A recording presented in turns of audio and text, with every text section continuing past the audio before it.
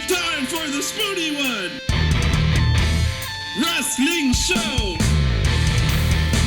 It's time for the Spoony One! Wrestling Show! Alright, well, it's Christmas time, and for the show, that means a few things. It means I've canceled my renewal for the WWE Network.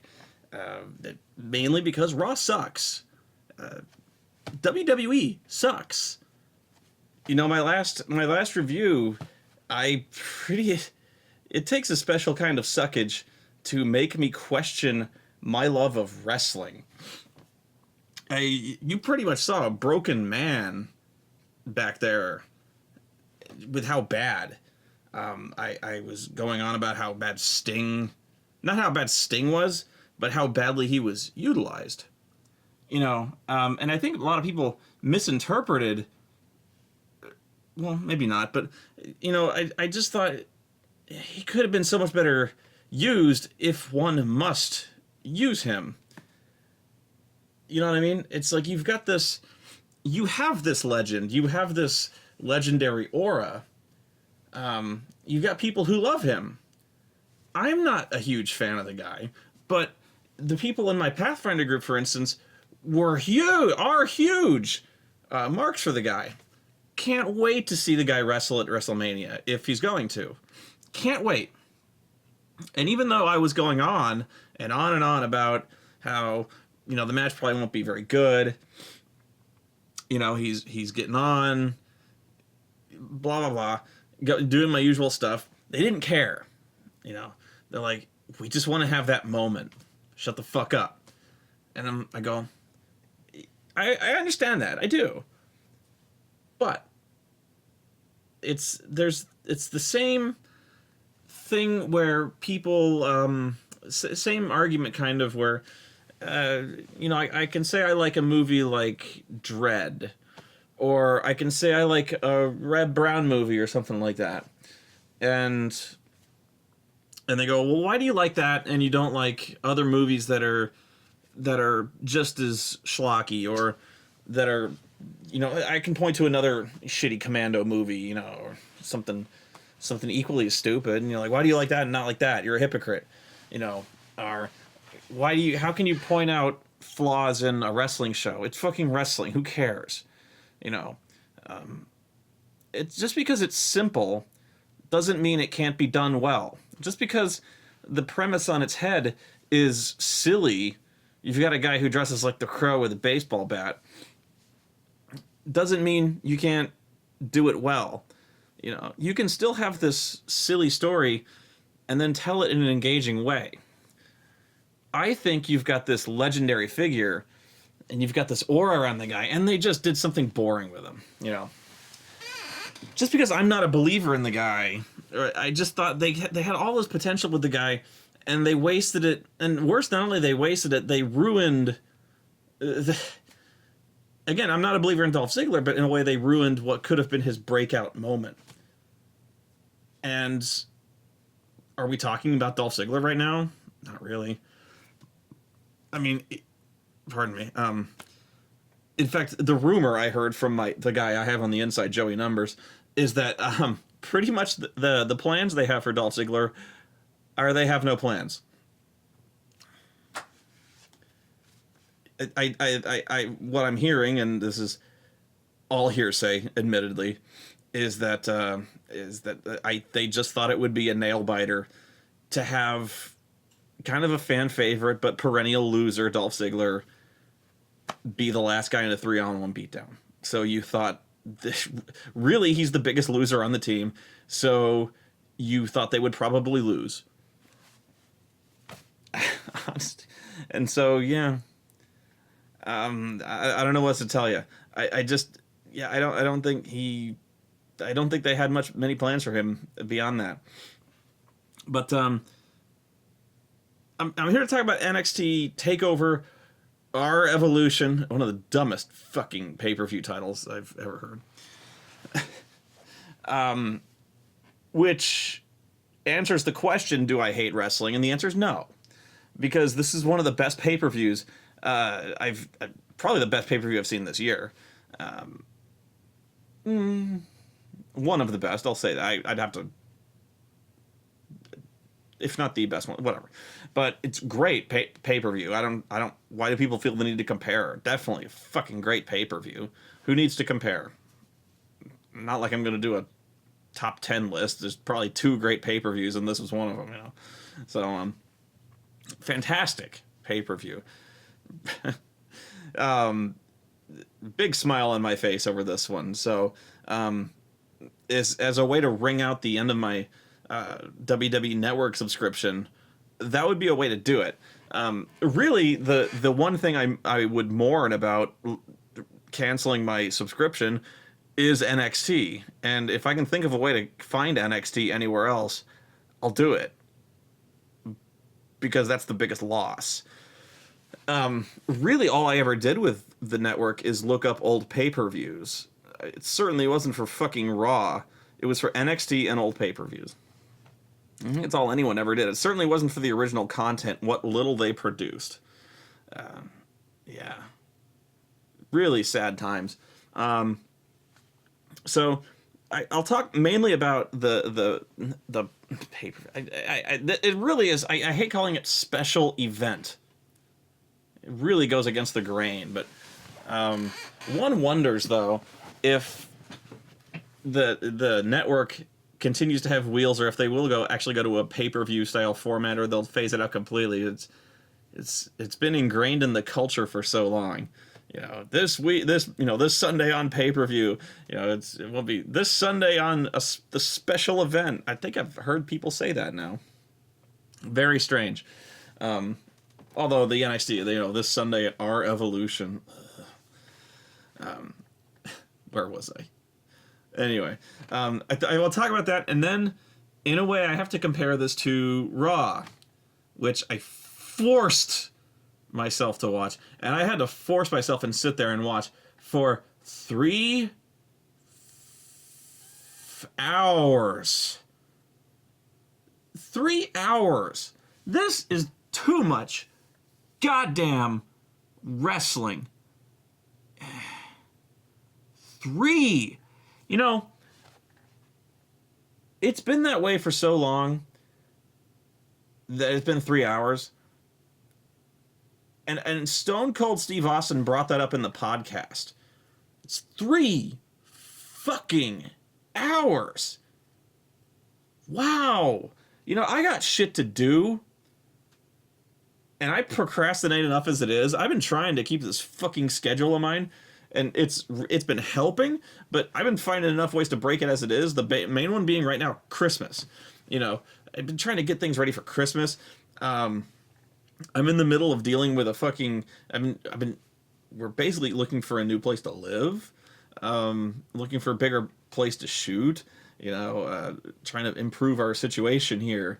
Part of the whole Patreon thing was trying to improve studio space, not just the house, but trying to improve shooting space for the Counter Monkey and stuff like that. So I'm trying to get shit done. But yeah, Christmas but yeah, 3 hours. Who has that much time out of the fucking week to do that?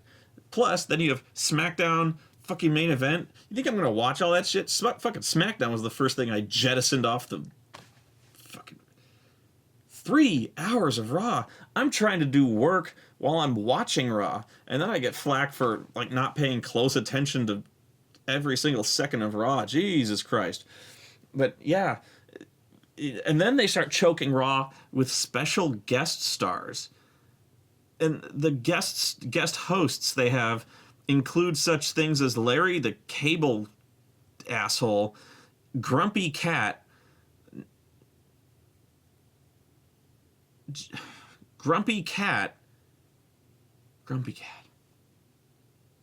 What next? The dramatic squirrel? Now that I've said it, it has to be. That would be a better host than fucking Grumpy Cat. Oh my god. It's like they do this. It's almost like they're. It's almost like they're doing this to intentionally drive people away. I couldn't do this. If I was trying to make you stop watching the show, I would do shit like this. My show, if I was like, okay, guys, watch the next show because I'm gonna have Grumpy Cat all over the fucking place. Watch this next show because I'm gonna have Larry the Cable Guy burst in the door and do a cameo. And the next question you would ask is, what, are you gonna shoot him in the face? And I'd be like, no, he's gonna be doing the show with me. Wow, unsubbed in an instant. And then I gotta watch 3 hours of this asshole? Fuck you. Wow. In this case, it was the Slammies episode. Oh my god, because that's what I need next, is 3 hours of fucking not wrestling and them pushing the app. Because on top of the network, now I need to download a fucking app, watch, fucking pay-per-view was so much better than this shit. But I gotta talk about both, because they actually relate very close to one another. It was so much better than anything else that goes on in the main WWE programming. It makes me sad, you know. It makes me sad because, in a way, it's like this is developmental for WWE, and you watch the disparity between the talent, or I mean, the talent is there on the WWE, you know, the main level roster, but there's still this huge disparity between the talent and the booking and just the way they let those competitors, the wrestlers, just turn it up, turn loose on NXT. That is just neutered on you know, the WWE side. There's no spontaneity. There's no originality. It's scripted from beginning to end. It feels scripted. It sounds scripted. It is scripted. It sounds so fake. It is so fake. It's so uncool. And the thing is, they're trying to be cool. You know, they're trying to be hip. They're trying to be trendy. They're bringing fucking the fucking cats on there because that's what people is watching on YouTube. The fucking Grumpy Cat. So, like, people tune in to watch that, right? No. And then what's worse is they try to have, you know, the commentators manipulate you and try to make it sound cool by having them do that, by repeating how you should feel. Like, you know, when something funny happens, when they try to do that fucking rolling head laugh that's so fucking fake. So somebody does something stupid, they cut to the commentators. That's the worst thing, is when they cut to the commentators doing their fake laugh. What's worse is when they try to do it like it's the funniest thing they ever saw. So, like, when somebody gets shit dumped all over them, and they have to act like it's, like, you know, Rafflecopters types. But, you know, they can't do it right. Because Michael Cole, he's like, you know, that stupid shit, and you don't buy it for a second. So you got Bradshaw, King, and Cole trying to act like something is the funniest shit ever, and it's, like, the worst. So you're watching, like, Miz and Sandow, when they're doing their stupid shtick, you know, and somebody gets slapped in the face, and then they cut to the fucking table, and they're like, and you're like, and even if you found it funny, even if it was funny, they cut to fucking Michael Cole going, and you're like, it wasn't that funny. And then Cole will tell you, those guys are so funny. And I'm like, I know. So even when it is funny, when Cole finds it funny, it's not funny anymore because Cole found it funny. Fuck you, Cole. You know, and so, like, a New Day, the New Day stable, they like to have fun. They're really fun. I know this because Michael Cole and Jerry Lawler tell us they're fun about 3,000 motherfucking times. They're so much fun. Look at those guys, they're fun. The New Day's fun. Look, they sing and they flip around and shit, and Kofi can fly, and they're so much fun. I love watching the New Day. They're so much fun. And they lost in their first match in about 2.5 fucking minutes. That's the way you debut a team, is you have them beat the guys who beat the Shield in their debut match in about 90 seconds, and then you beat them in about 90 seconds after that to a team that isn't even a regular team from NXT, Oh, Jesus Christ. I don't know what the fuck they're doing. You know, it's nonsensical, it's stupid.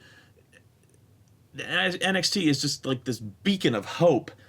And then it's and it makes me sad because if anyone from the WWE is watching and realizes that there's good shit going on here and decides to, like, I hope nobody is watching from the office, you know, the main offices, and decides, is like, wow, we need to get these guys up to the main roster. I hope they never do. I hope they never pull any of these guys up from developmental, because they'll fuck it up. If they pull any of these guys from NXT to Raw, that means they're on Raw. And they're dead. So, like, you know, guys like Finn Balor and Sami Zayn, if they get called up to Raw, then they're on Raw. Oh, no. Fuck. Then they're gonna get... Wow. Can you imagine how quickly they're gonna fuck up Sami Zayn? Can you imagine how quickly they're gonna fuck up Finn Balor? And anyone else on fucking Raw? Jesus H. Christ. I keep saying it like that, but man. Think about that. Think about how fast they're gonna fuck up Sami Zayn. Sami Zayn's like the best thing they got going on in the entire company right now. Do you really have confidence that they're gonna keep any kind of momentum with that guy if they call him up to Raw? I don't.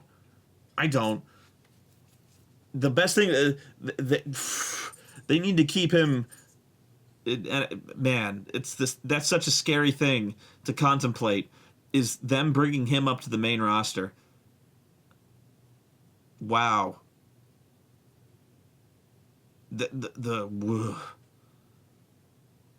Because he's one of them unconventional types. You know, he doesn't have the look. Now, I know you've got guys like, you know, like Daniel Bryan and stuff like that who didn't fit the conventional look, but man, I could see them fucking it up so fast, you know, because there's guys who are great.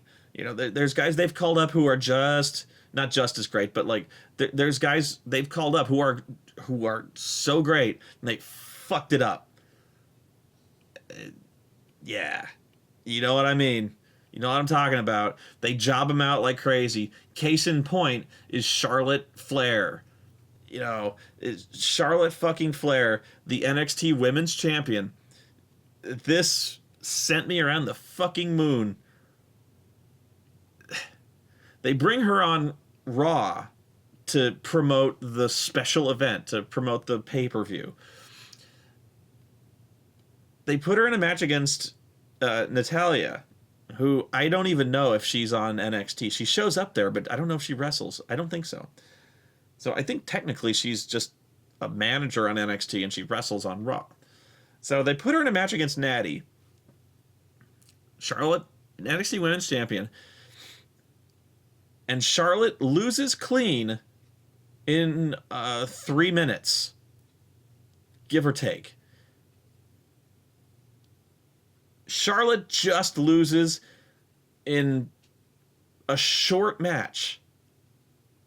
That's it. To promote the great superstars you are going to see on the NXT special event this Thursday, they bring in the women's champion and have her lose in 3 minutes to Natty. Great. That's great. And these two had one of the best matches of the year for the women's title on NXT. They did. They could have torn the roof off that place again on Raw to show what these two could have done. It blows my mind. They had an awesome match on NXT, but then they go to Raw, and I don't know what the fuck they were doing there. But it was like she won with like a small package or something. Like I think she was going for the figure 4, and it just got reversed into a small package, and then she won. 3 minutes in, and the women's champion gets just jobbed out like she's nothing.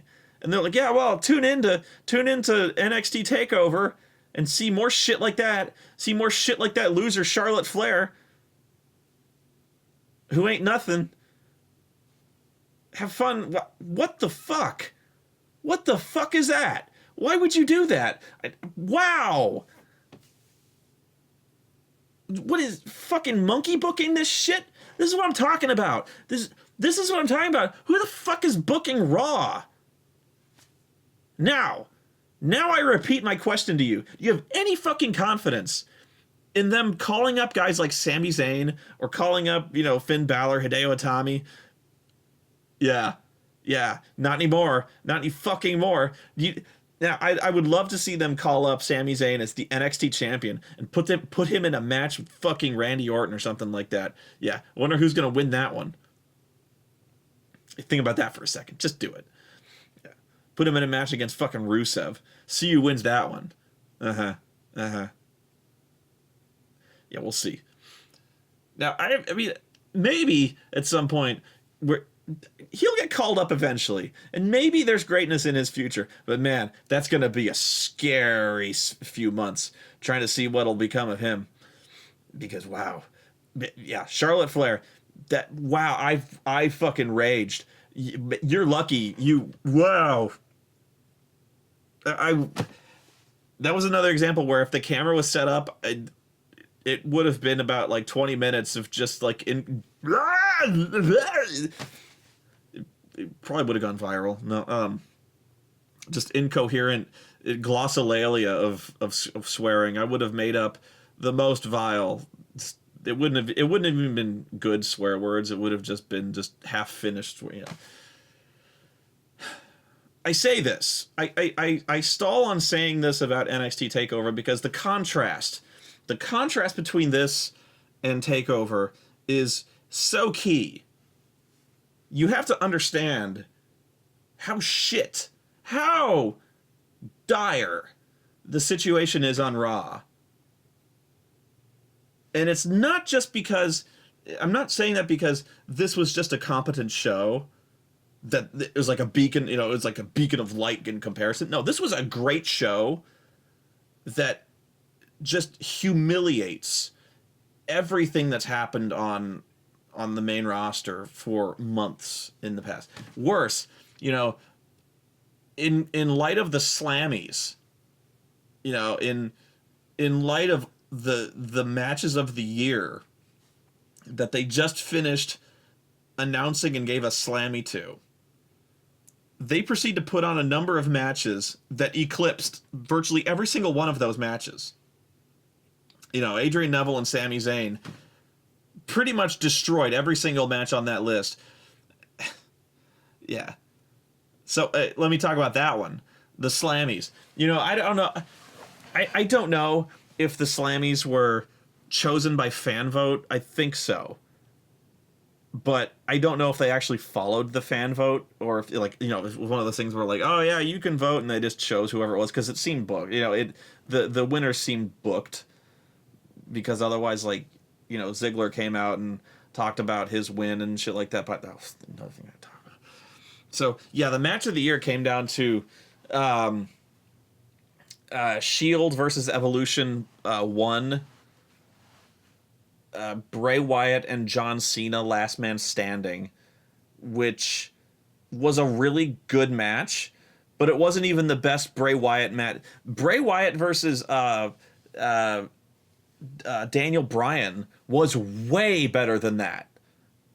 Way better. And there was nothing wrong with the John Cena match. That was a really good match. But the Daniel Bryan Bray Wyatt was a way better match. It's telling I can't remember the other matches. They were all fine. Oh, nope, that wasn't it. But then there was the Survivor Series match, Team Cena versus Team Authority. Oh, the WrestleMania match. It was a really good match. And then there was the Survivor Series match, and that won. Okay, first off, all of the previous matches were better than that one. Second, if that was up to fan voting and they followed the fan voting, a few things. One, fuck you fans. Two, if that was it, if that was it, that was pure fanboyism. That was pure Dolph Ziggler fanboyism. And again, fuck you. Every single one of those previous matches was better. Evolution versus Shield was provably better. Watch that match again. Fuck you again, and you know it in your fucking hearts. Wow, you have the memory of fucking goldfish if you really believe that.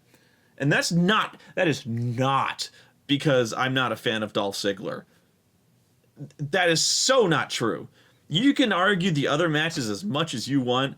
Fucking Shield versus Evolution was so much better than that. But you know what? That don't even matter. Because fucking Sami Zayn and Adrian Neville was better than pretty much all those other ones. Again, you could argue Shield and Evolution against that one, but I don't care. Yeah. And again, I would argue the only other match I would argue against that was other NXT title matches, because they were all fucking great. NXT has been great all fucking year. It really has been the best promotion, so to speak, to watch this year. You know, if you know, I'm gushing for a reason. It is that fucking good. It's unbelievably good. Yeah. Blows my mind. Dolph Ziggler comes out to claim the trophy, the Slammy, and hilarious fucking thing. He's like, oh yeah, everything, all was lost. I was 3-on-1. You know, I didn't think I could do it. You know, saw these three monsters across the ring from me, and all I could think of is I got to entertain you guys. All I wanted to do is I got to stay in here and entertain you fans. I'm like, everyone's job's on the line, and I got to entertain you guys. I'm like, I face palmed like this. I rubbed my eyes so hard they hurt. Okay, you had Kane, Luke Harper, and Seth Rollins, who kicked a man's head through cinder blocks. I know I keep repeating this, but they attempted to murder a guy. They kicked a man's head through cinder blocks. And Luke Harper is probably a serial killer who collects people's eyeballs. And they're standing across the ring from you. Everyone's jobs are on the line. And all you wanted to do was entertain the fans?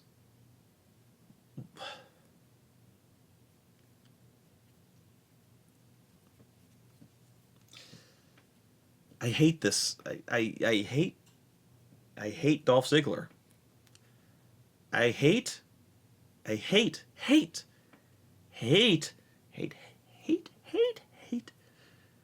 I will build a monument to hate. I hate.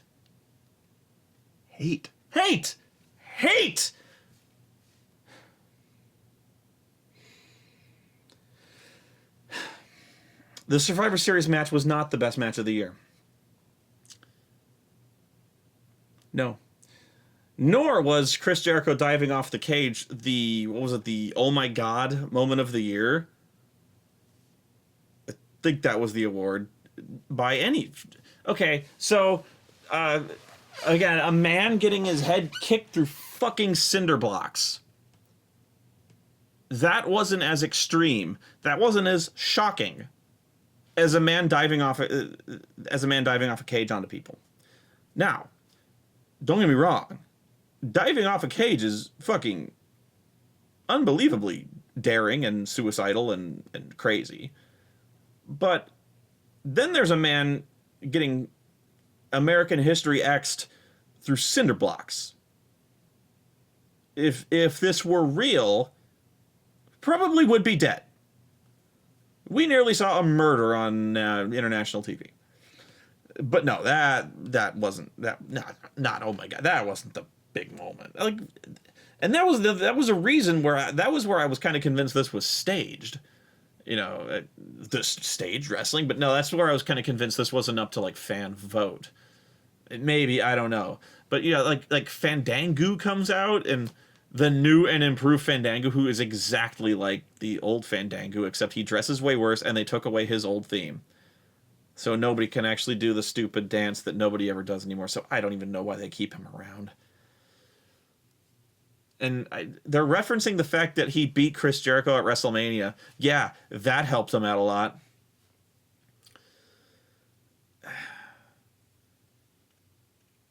And I think that beat out Brock Lesnar almost murdering John Cena with suplexes, like 17 German suplexes, in a moment that was unlike anything that had ever happened in a WWE title match ever.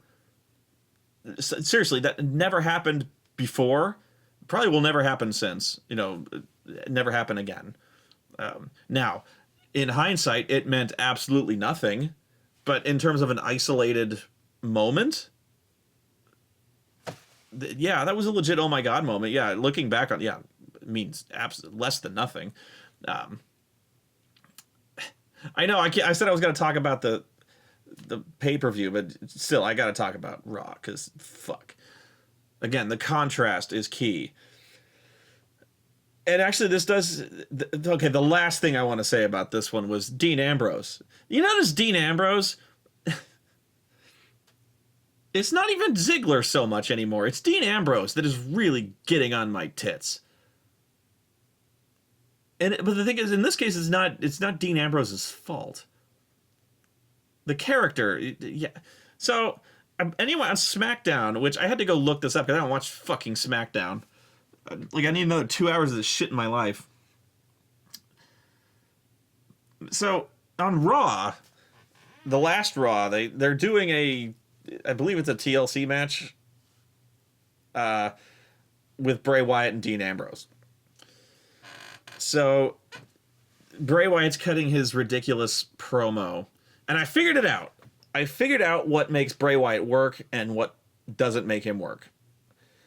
Because sometimes Bray Wyatt is amazingly good, and sometimes you just tune him out. You're like, this is so boring. I don't care what you have to say. I don't care. And you just like, what the fuck? Just go away. I figured out why. I figured out what makes him cross that line. It's because he's great when he's just the crazy, I'm the devourer of worlds, I'm the crazy cult man. What makes him annoying as piss is when he's trying to make other people cross into the dark side. Which is what he's been doing to John Cena, and which is what he's been trying to do with Dean Ambrose. We don't care. We care less now than ever. Because Dean Ambrose is already on the dark side. He's like an anti-hero. He's already out of his fucking mind. It's like you're trying to convince Darth Vader to go to the dark side. He's like, I'm already there. I'm as evil as shit. As evil as one can be in Dean Ambrose's case. I mean, what do you want him to do? Move up to A1 sauce? Throw relish at people? Like, I can't think of... Tartar sauce? I mean, Jesus... You could step up to mayonnaise or something like that. Oh my god, he could do Tabasco sauce. That could fucking kill. If you put Tabasco sauce in squeeze bottles, jeez, wow. If he really wanted to go there, he could use like that sriracha sauce. That comes in squeeze bottles, doesn't it? Wow, hadn't even thought of that. Man, he could really wield the dark side of condiments. That's something to consider. Yeah. But, yeah, so when it's just like him being fucking kooky and crazy and stuff like that, you're really into it. He's doing his fucking crazy cult leader stuff, which is why early on with the John Cena thing, it was just him being nutty and talking about how John was past his prime. He's going to put John out of his misery. That was pretty cool. Then it was about him, turning him to the dark side. I'm going to turn you heel, John. And you're like, oh, Jesus, this never works. That was why. So him and Dean Ambrose are going to have a ladder match, TLC match. And they do this thing where now all of a sudden Dean Ambrose smashes the rocking chair, which now they've decided is like sacred to Bray Wyatt. because we wanted to do a thing where somebody finally gets into Bray Wyatt's head. Okay. You know, actually, I'm kind of behind that. But now they're just making this shit up where, like, the chair was Sister Abigail's. Again, okay. But now we're picturing a world where, like, I have to imagine a world now where Bray Wyatt is driving cross-country with the fucking rocking chair in the back of a truck or something. And now I'm imagining way too much about this stupid wrestling world. Or does he, like, does he fly in a plane? I'm like, just, guys, it's a rocking chair. I know. But on SmackDown, they do a thing where, you know, Bray Wyatt is fucking furious now. And so he attacks Dean Ambrose, puts a chair against... I've seen this spot before, but this is usually like a retirement spot when they're going to retire a wrestler.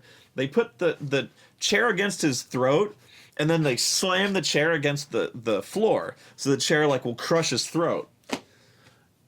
So he slams Dean Ambrose's the throat into the chair against the floor. You know, Dean Ambrose goes down, like, clutching his throat, you know, and they stretch him out of there. And so he's completely injured. We think he's dead. So, I go to WWE.com because they're talking like the match is off, you know.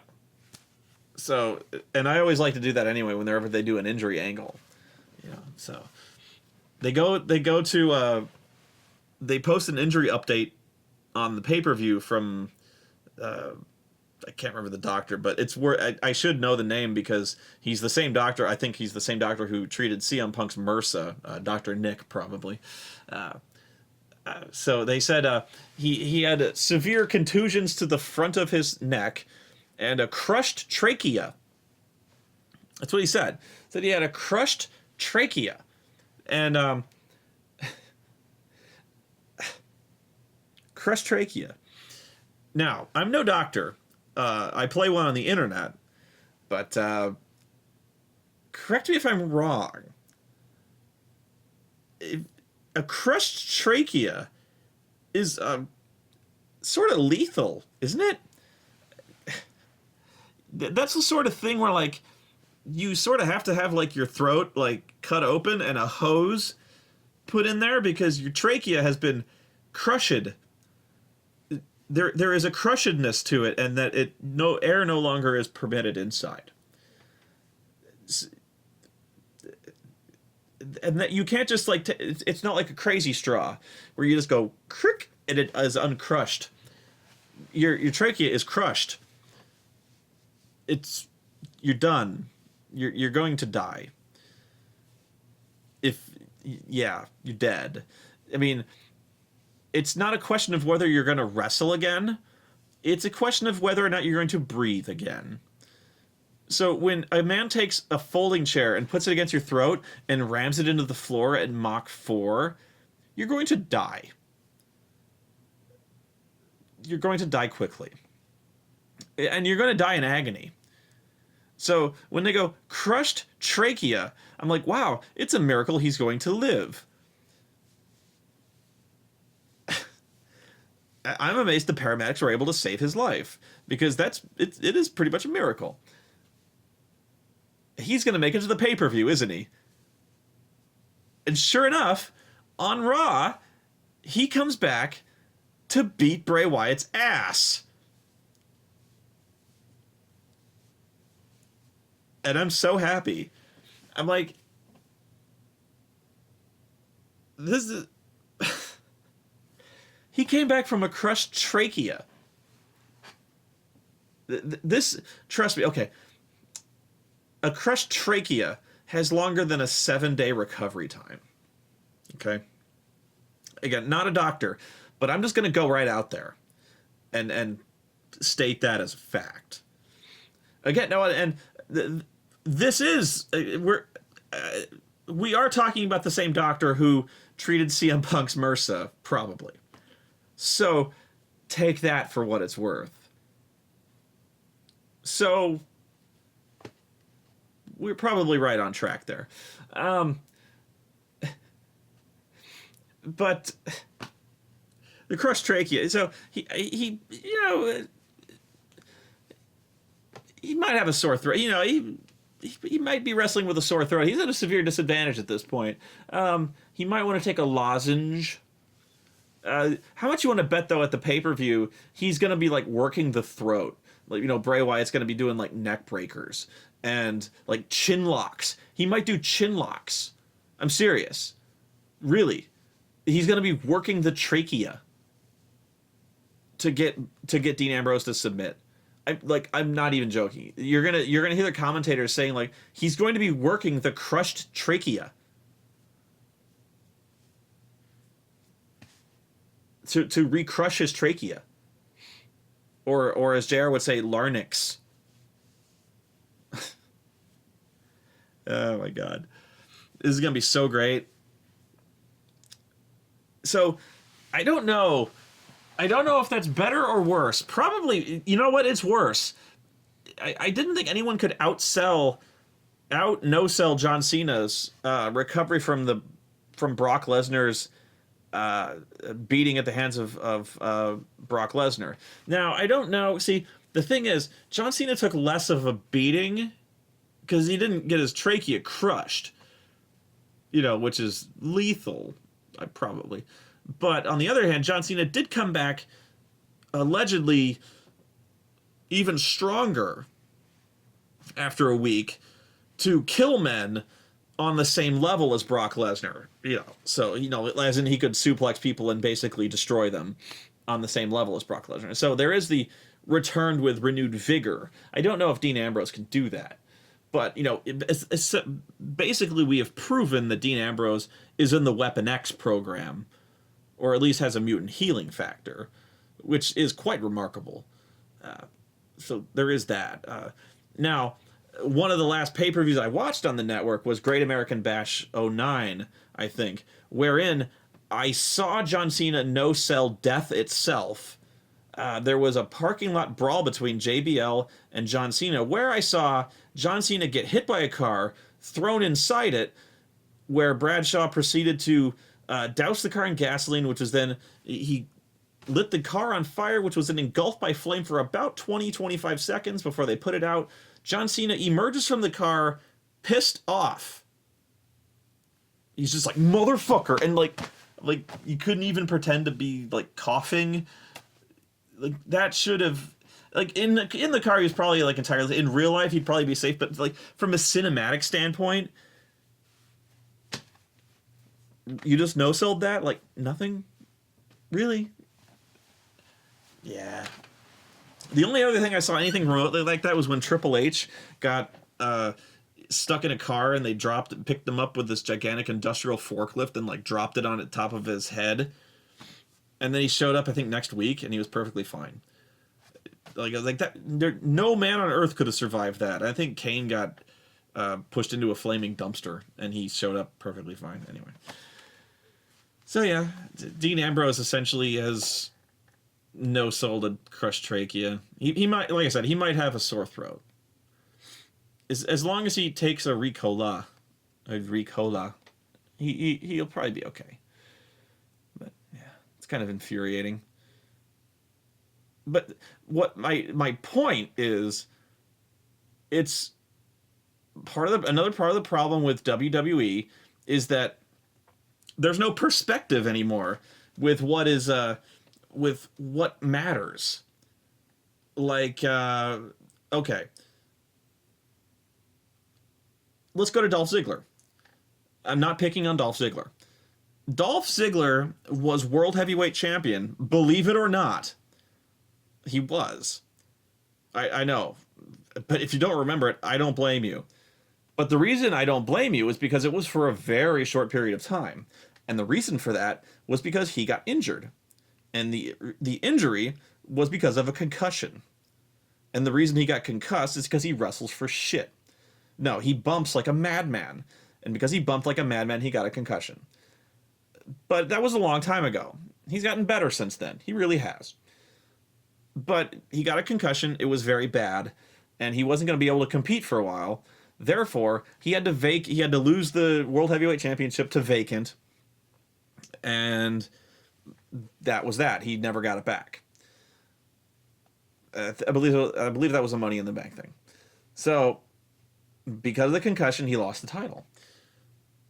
So, what you're telling me is that Dolph loses the title to a concussion, but and he's out for months. But Dean Ambrose, well, he gets a crushed trachea, which would kill lesser men, but he's back in 7 days. Therefore, like, what? Dolph Ziggler, what a pussy Dolph Ziggler is. A concussion. Walk it off, Dolph. Like, there's degrees of concussions, but Jesus Christ. Like, what, were you in a plane crash, Dolph? Come on, man. You know, you want to wrestle in a fucking helmet or what? I think they even showed us the bump where it took place. It wasn't that bad, Dolph. You know, Dean Ambrose gets his head kicked through cinder blocks. He's back in a month or two or something like that. It's like 4 or 5 weeks. Come on, Dolph. That was a really tense couple of months, I think, where they were keeping us posted on Dolph's impact tests, the concussion tests, where he wasn't passing them for a long time. Yeah, because people were worried that he wasn't going to be able to pass them. He was having problems for a while. Kind of tense, you know, and I wasn't taking any joy in it. Trust me, I don't want to see anyone get hurt. I've heard people like legitimately wish harm on John Cena. They're like, I'm so sick of John Cena. I hope he gets hurt so it makes room for new people. I'm like, don't ever do that. Don't ever wish harm on anybody. You know, that's horrible. You know, you can wish maybe he might retire or something like that, or at least maybe, you know, maybe move aside or something like that. But don't ever wish somebody gets hurt. That's just horrible. My stance was always, they better hope he doesn't get hurt, because they haven't built anyone up.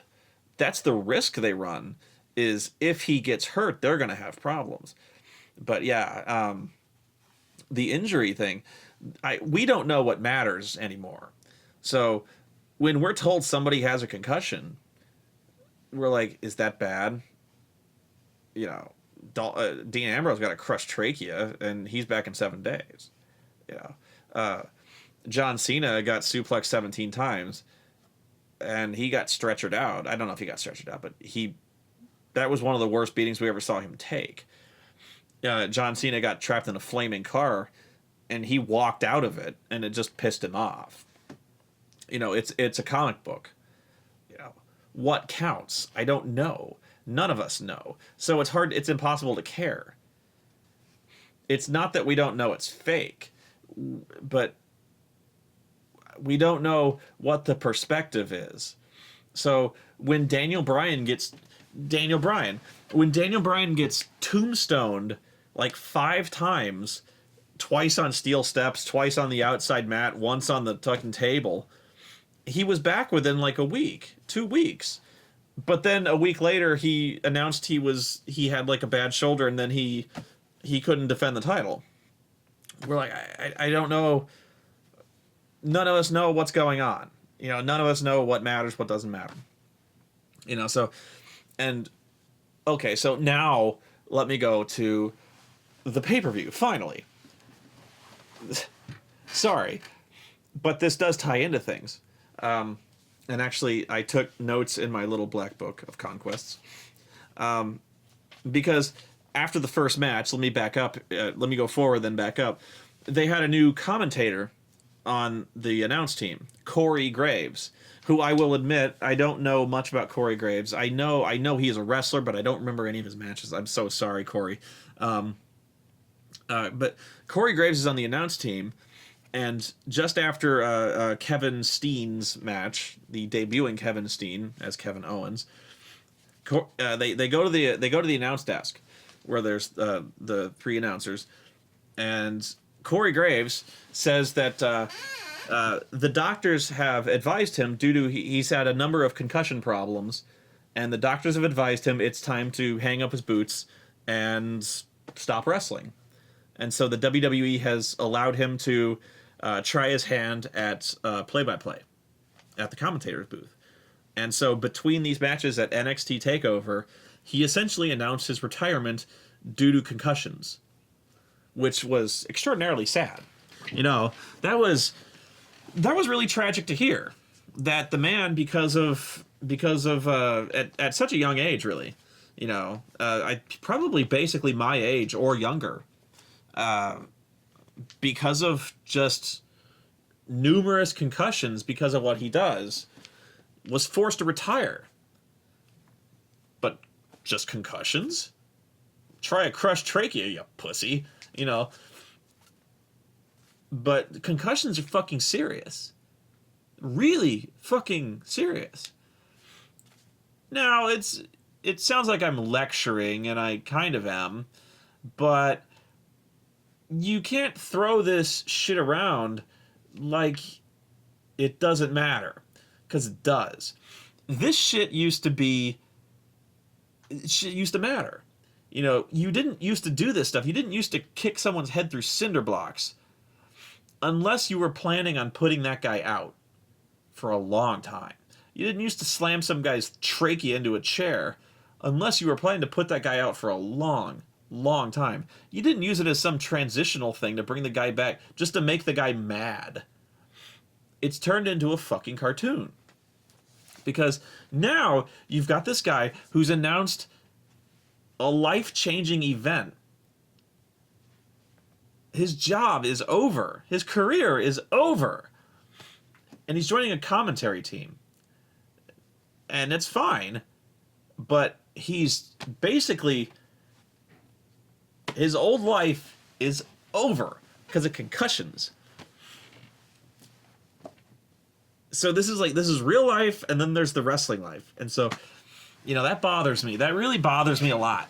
Not just because it's bullshit in the internal world of, you know, wrestling, but it's just straight up bullshit. You know, it's hard to it's on every level. It's just incompetence, and I just wonder who the fuck is writing this. This is the difference. Finally, pay-per-view.